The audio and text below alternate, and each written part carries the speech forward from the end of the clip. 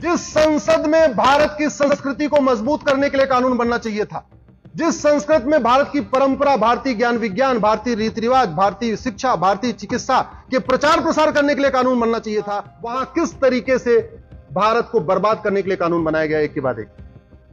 इसको जानना बहुत जरूरी है। क्योंकि यहां के सरकारों ने प्लान्ड वे में भारत की संस्कृति को नष्ट करने के लिए एक के बाद एक कानून बनाए। यह भगवान का आशीर्वाद है कि 2014 में एक सरकार आई जो धीरे धीरे धीरे धीरे चीजों को बदल रही है। नहीं तो एक के बाद एक भारत की चिकित्सा व्यवस्था को बर्बाद करने के लिए नेहरू ने 1954 में कानून बनाया, और कानून बना के जो जिन बीमारियों का इलाज चरक संहिता में लिखा है, सुश्रुत संहिता में लिखा है, माधवकर संहिता में लिखा है, सारंगधर संहिता में लिखा है, भाव प्रकाश संहिता में लिखा है, उन बीमारियों के इलाज को पब्लिसाइज करने पे अपराध बना दिया।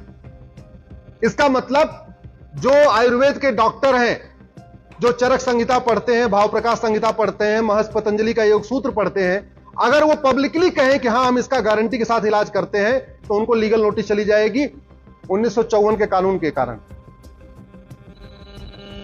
पूरी लड़ाई वंदे मातरम पे हुई। 1971 में इंदिरा जी ने कानून बना के वंदे मातरम को सेकंड क्लास तक कर दिया। उस कानून को मैंने चैलेंज किया हुआ है।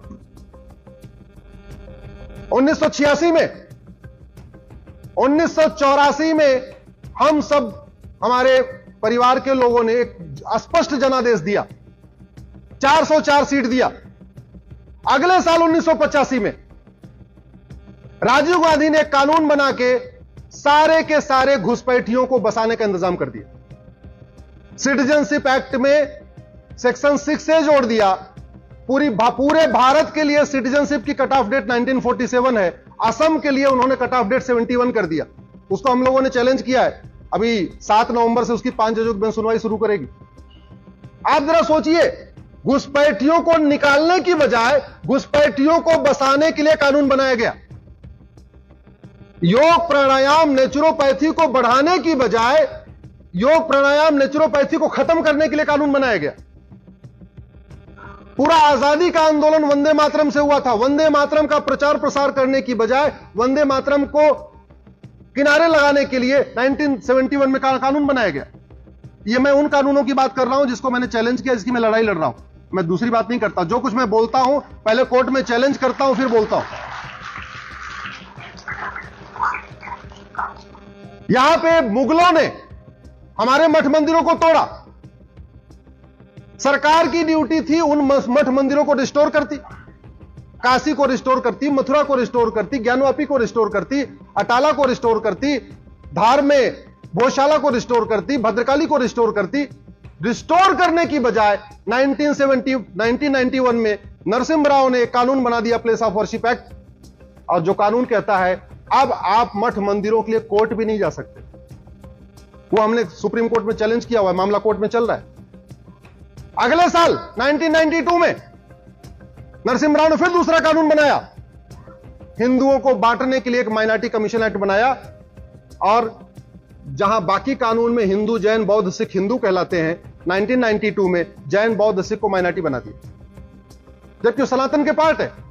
यानी हिंदू मेजॉरिटी हो गया, जैन, बौद्ध, सिख माइनॉरिटी हो गए। जबकि सबकी संस्कृति एक है, सबका कल्चर एक जैसा। उससे भी पेट नहीं भरा। अगले साल 1995 में फिर एक कानून बनाया, वक्फ एक्ट। इतना खतरनाक कानून है जिंदल साहब, अभी वो कह दे ये गुरुग्राम यूनिवर्सिटी वक्फ की प्रॉपर्टी है, तो उस नोटिस को आप गुरुगांव की कोर्ट में चैलेंज नहीं कर सकते, आपको चंडीगढ़ जाना पड़ेगा। और चलो गुरुग्राम यूनिवर्सिटी वाले तो ठीक है, समझदार हैं, चले जाएंगे, 200 किलोमीटर दूर चले जाएंगे। वो झबुआ से आदिवासी भोपाल कैसे जाएगा जो 700 किलोमीटर पड़ता है? आदिवासी एरिया में इस वक्फ एक्ट के जरिए आदिवासियों का कन्वर्जन कराया जा रहा है। उनको नोटिस भेजी जाती है, ये तुम्हारी जमीन तो वक्फ की है। वो बोलता है जी क्या करूं? बोले काम करो, कन्वर्ट हो जाओ, तुम नोटिस वापस ले लो। इस तरीके से कन्वर्जन कराया जा रहा है। बड़े लोगों को नोटिस भेज के वसूली करते हैं और गरीबों को नोटिस भेज के कन्वर्ट कराते हैं। हमने चैलेंज किया उस कानून को भी। 2010 में नक्सलियों को, माओवादियों को, देश विरोधियों को, जासूसों को, गद्दारों को फंडिंग कराने के लिए कानून बना दिया कि विदेशों से फंडिंग होती रहे। और सबसे बड़ा पाप तो फिर 2012 में किया। आप लोग गूगल करना, Rahul Gandhi, Muslim personal law board, right to education, आपको एक गोपनीय टाइम्स ऑफ इंडिया की रिपोर्ट मिलेगी। जब राइट टू एजुकेशन बना, ये सारे स्कूलों पे लागू होता था। पर्सनल लॉ बोर्ड 2012 में मिलता है राहुल गांधी से कि नहीं, हमको मदरसा इसके बाहर चाहिए। क्यों? क्योंकि जब कानून के दायरे में आ गया तो मदरसों के ऑडिट शुरू हो गई। मदरसे में क्या पढ़ाया जा रहा है ये देखना शुरू कर दिया, सिलेबस क्या है वहां का, पढ़ाने वाला कौन है, सब जांच शुरू हो गई। रात को बैठक होती है, विशेष सत्र संसद का बुलाया जाता है। 2012 में मदरसों को राइट टू एजुकेशन के दायरे से बाहर निकाल दिया गया। एक के बाद एक लगातार कानून। घुसपैठ हमारी राष्ट्रीय सुरक्षा के लिए खतरा है। धर्मांतरण हमारी राष्ट्रीय सुरक्षा के लिए खतरा है। जनसंख्या विस्फोट भी हमारी राष्ट्रीय सुरक्षा के लिए खतरा है। ये तीन हमारे लिए प्रमुख खतरे हैं। और जो राष्ट्रीय सुरक्षा के लिए खतरा है वो हमारी सामाजिक समरसता के लिए भी खतरा है।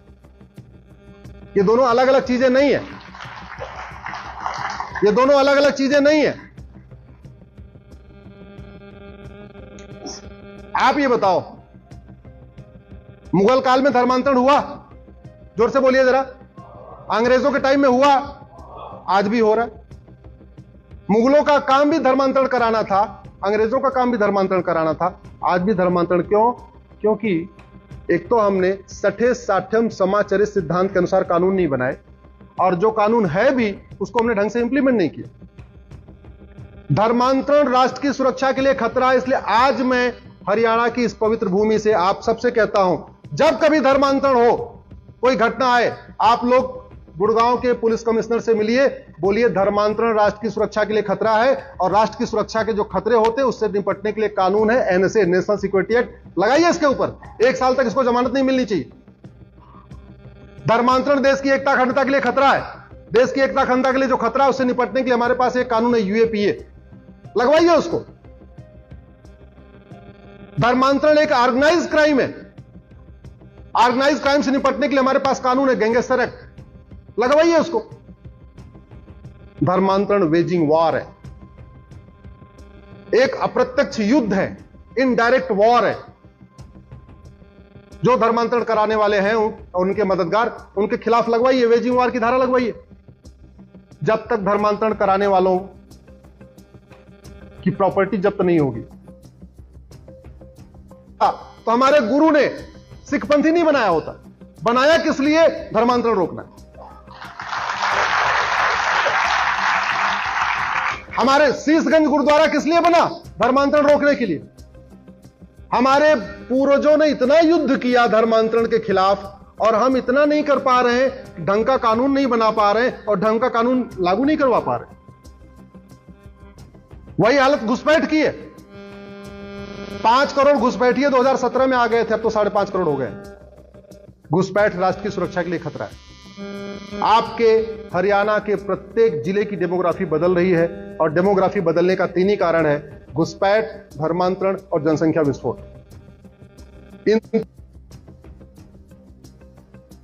लेकिन बैठे बैठे आंख बंद करके न धर्मांतरण रुकेगा, न घुसपैठ रुकेगी, न जनसंख्या विस्फोट रुकेगी।